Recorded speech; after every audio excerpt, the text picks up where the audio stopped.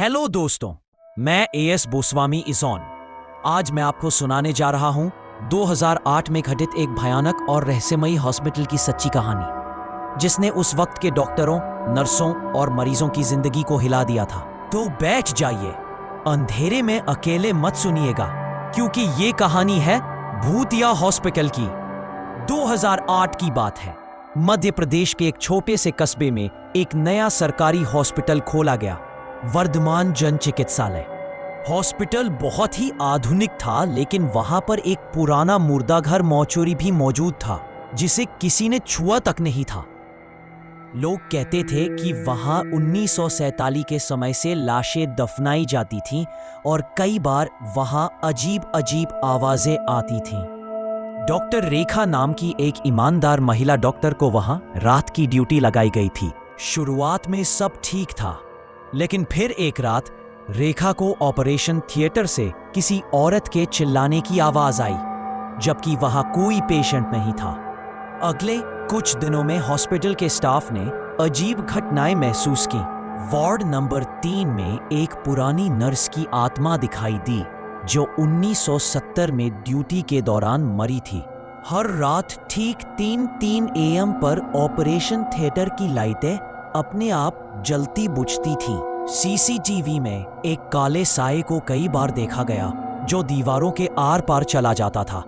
Doctor रेखा ने यह सब रिकॉर्ड किया और अपने सीनियर डॉक्टर अविनाश को दिखाया, लेकिन उन्होंने कहा यह सब वहम है, हॉस्पिटल में भूत वूत कुछ नहीं होता। एक रात एक रोड एक्सीडेंट केस हॉस्पिटल में लाया गया। मरीज का नाम था अजय मिश्रा, जो बेहोश था, लेकिन रात 3 बजे वह चिल्लाते हुए मर गया। उसने मरने से पहले कहा था, वो आ रही है, वो सफेद साड़ी में, मेरी मां नहीं है वो। अगले दिन आईसीयू में एक नर्स की भी मौत हो गई। सीसीटीवी में देखा गया कि एक लंबे बालों वाली औरत की परछाई उसके पीछे खड़ी थी, लेकिन वो कोई इंसान नहीं थी। हॉस्पिटल का पूरा स्टाफ डर गया और कई लोगों ने नौकरी छोड़ दी।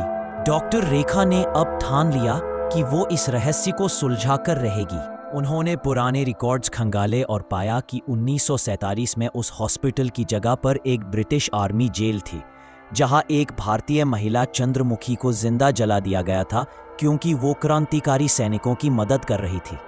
मरने से पहले उसने श्राप दिया था, जिस जगह मुझे मारा गया वहां हर जिंदा इंसान को मैं दर्द का एहसास करवाऊंगी।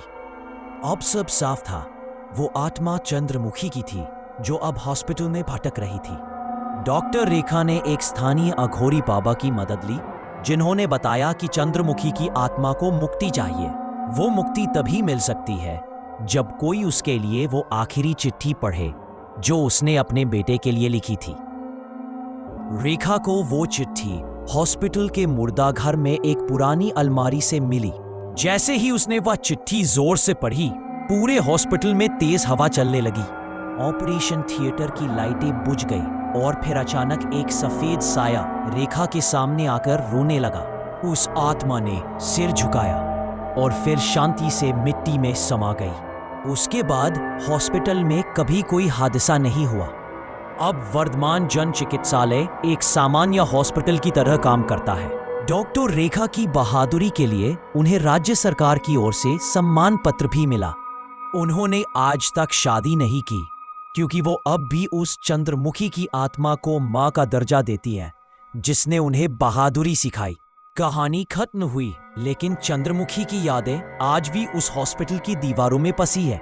अगली बार जब आप किसी सरकारी हॉस्पिटल जाएं, तो एक बार पीछे जरूर देखिएगा, शायद कोई आपको देख रहा हो। तो दोस्तों, इसी हॉरर स्टोरी के लिए वीडियो को लाइक और चैनल को सब्सक्राइब कर देना।